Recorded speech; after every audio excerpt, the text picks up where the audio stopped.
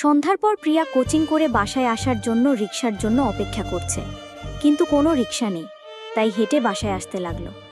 আজ রাস্তা অন্যান্য দিনের তুলনায় একদম ফাঁকা, মানুষজনের চিহ্ন নেই। প্রিয়ার বেশ ভয় করছে। এমন সময় হঠাৎই রাস্তার ধারে ল্যাম্পপোস্টের লাইটগুলো জ্বলতে নিভতে শুরু করলো। আকস্মিক এমন ঘটনায় প্রিয়া বেশ ভয় পেল। সে দ্রুত পায়ে হাঁটতে লাগলো। এমন সময় ওর সামনে কিছু একটা দেখে থমকে গেল। ওর সামনে দাঁড়িয়ে আছে 10-12 ফুট উচ্চতার এক কালো ছায়া। সে 2 হাত মেলে দাঁড়িয়ে আছে। প্রিয়া তের মাথা পা হতে মাথা পর্যন্ত দেখল। এটা দেখে ভয় পেয়ে সে ওই কালো ছায়ার পাশ কাটিয়ে প্রাণপণে ছুটতে লাগলো। আর তখন হঠাৎ কার সাথে যেন জোরে ধাক্কা খেল। প্রিয়া পিছন দিকে সরে এলো। সামনে তাকিয়ে দেখল শিহাব দাঁড়িয়ে আছে। শিহাবকে দেখে প্রিয়া বলল, আপনি এখানে? আমি এই দিক দিয়ে বাসায় যাচ্ছিলাম, কিন্তু আপনাকে এভাবে দৌড়ে আসতে দেখে থেমে গেলাম। কি হয়েছিল? এভাবে দৌড়াচ্ছিলেন কেন? প্রিয়া একবার পিছনে তাকালো, তারপর সবকিছু শিহাবকে খুলে বলল। সব শুনে শিহাব বলল, আপনার মনের ভুল নয় তো? রাস্তা ফাঁকা, তাই হয়তো কোনো কিছুর ছায়াকে দেখে এমন মনে হয়েছে। প্রিয়া বেশ জোরে বলে উঠল, মোটেও এটা মনের ভুল নয়, আমি সত্যিই দেখেছি। শিহাব চুপ করে রইল কিছুক্ষণ, তারপর বলল, আচ্ছা চলেন, আমি আপনাকে বাসায় পৌঁছে দিই। দরকার নেই, আমি একা যেতে পারবো। যদি রাস্তার মধ্যে আবার সেই জিনিস আপনার সামনে এসে দাঁড়ায়, তখন কি করবেন? প্রিয়া ভাবতে লাগলো, সে তো ভুল কিছু বলেনি। তাই সে বলল, আচ্ছা চলেন। শিহাব ওর সাইকেল সহ প্রিয়াকে নিয়ে হাঁটতে লাগলো। শিহাব জিজ্ঞেস করল, আপনার নাম কি? প্রিয়া।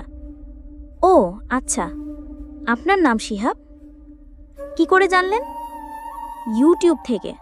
নিজেকে তো খুব ঘোস্ট হান্টার বলে পরিচয় দেন, তো কয়টা ভূত শিকার করেছেন আজ পর্যন্ত? মানে একটাও না। তবে তবে কি, এবার ধরবো, তাও আপনার বাড়ি থেকে। এই কথা শুনে প্রিয়া থেমে গেল। শিহাবের দিকে তাকিয়ে বলল, আমার বাড়ি থেকে মানে? সত্যিটা বলি তাহলে। শিহাব প্রথম থেকে সবকিছু প্রিয়াকে বলল। সব শুনে প্রিয়া বেশ ভয় পেল, আর সে নিজে ওই বাড়ির ব্যাপারে সব বলল। সব শুনে শিহাব বলল, আপনি যদি চান আমি আপনাদের সাহায্য করব। এরপর আমার কাছাকাছি আসার চেষ্টা করবেন, রাইট? আহা, ভুল ভাবছেন আপনি। আসলে এসব অশরীরী আতঙ্ক খুব একটা ভালো না। আমার যতদূর মনে হচ্ছে আপনার ভাইয়ের ছেলের উপর ওই অশরীরী আকর্ষণ করছে। এমন মনে হওয়ার কারণ, আপনার কথা মতো যখন থেকে ওই ঘর খোলা হয়েছে তখন থেকেই এইসব শুরু হয়েছে। হ্যাঁ, ওই অশরীর প্রধান আকর্ষণ ছিল আপনার ভাইয়ের ছেলে। ওর মাধ্যমে এটা খুলতে বাধ্য করেছে।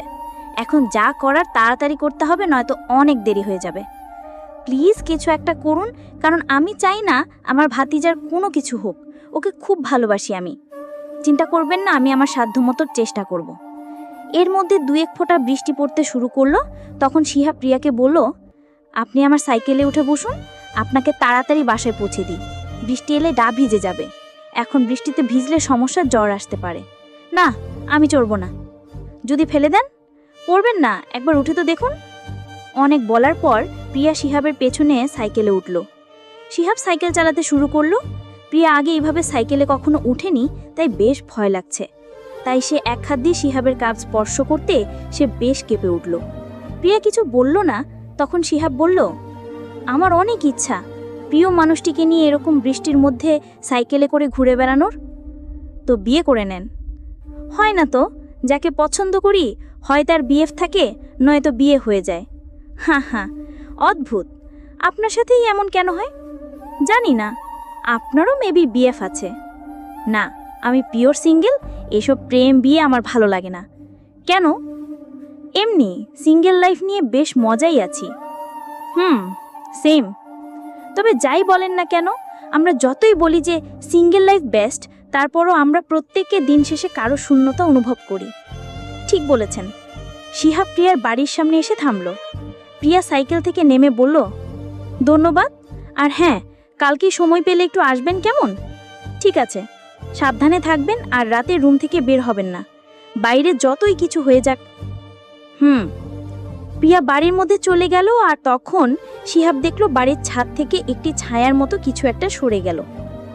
শিহাব আর এক মুহূর্ত সেখানে দেরি না করে বাসায় চলে এলো।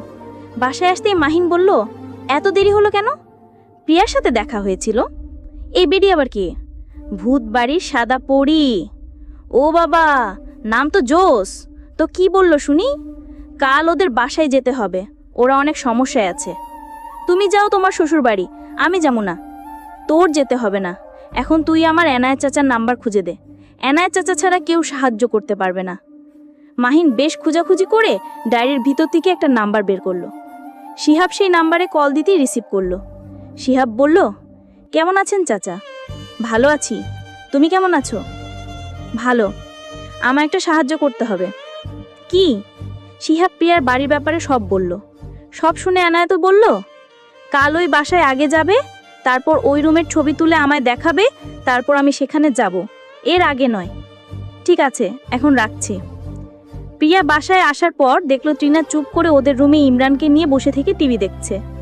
প্রিয়া রুমে আসতে ট্রিনা প্রিয়ার দিকে তাকিয়ে রইল। প্রিয়া এসে বিছানার উপর বসলো। ট্রিনাকে তাকিয়ে থাকতে দেখে প্রিয়া বলল, এভাবে তাকিয়ে আছো কেন ভাবি? সত্যি তুই? প্রিয়া? তো প্রিয়া নয় তো কে? জানি না, আসলে কালকের ঘটনার পর থেকে মনের মধ্যে ভয় বসে আছে। জানি। আমি শিহাবের সাথে কথা বললাম, সেই কাল বাসায় আসতে চাইছে। যতটুকু বুঝলাম সে আমাদের সাহায্য করতে পারবে। জানতাম। রাতে ইমতিয়াজ বাসায় আসার পর চারজন খাওয়া দাওয়া করে শুয়ে পড়ল। প্রত্যেকের মনে ভয়, আতঙ্ক বিরাজ করছে। মাঝরাতে মাটিতে ভারী কিছু একটা পড়ার শব্দে ইমতিয়াজ, প্রিয়া ও ট্রিনার ঘুম ভেঙে গেল। ট্রিনা বলে উঠল, কিসের আওয়াজ এলো এটা? জানি না, আমি গিয়ে দেখে আসি। প্রিয়া, প্লিজ যাস না, বাইরে যা হবার হোক, আমার মনে হয় ওই অশরীরে এসব করছে। ট্রিনা ঠিকই বলছে, বাইরে যাওয়া ঠিক হবে না। এমন সময় বাইরে থেকে জিনিসপত্র আছড়ে পড়ার শব্দ আসতে লাগলো। মনে হচ্ছে নিচতলার প্রতিটা জিনিস কেউ তুলে তুলে আছড়ে মাটিতে ফেলছে। মনে হচ্ছে বাইরে কোনো তাণ্ডব চলছে। ট্রিনা আর প্রিয়া দুজনই ভয়ে একে অপরের জড়িয়ে ধরে বসে আছে। ইমতিয়াজের হাত পা ঠান্ডা হয়ে আসছে, মুখ থেকে কোনো আওয়াজ বের হচ্ছে না। এমন সময় বাইরে থেকে অট্টহাসি ভেসে এলো। হাসির আওয়াজ এতটাই ভয়ানক ছিল যে ভয়ে তিনজনে তারা ওদের কান চেপে ধরল। আর তারপর আবার সবকিছু স্বাভাবিক হয়ে গেল। ইমতিয়াজ বুঝতে পারছে না ওর এই মুহূর্তে কি করা উচিত। এরপর হঠাৎ সবকিছু একদম নিস্তেজ হয়ে গেল। মনে হচ্ছে কিছুই হয়নি এই বাড়িতে। সকালবেলা ড্রয়িং রুমে প্রিয়া, ট্রিনা আর ইমতিয়াজ বসে আছে। সকলের মনে আতঙ্ক বিরাজ করছে। প্রিয়া বলে উঠল, তোমরা একটা বিষয় খেয়াল করে দেখেছো? ইমতিয়াজ, কি?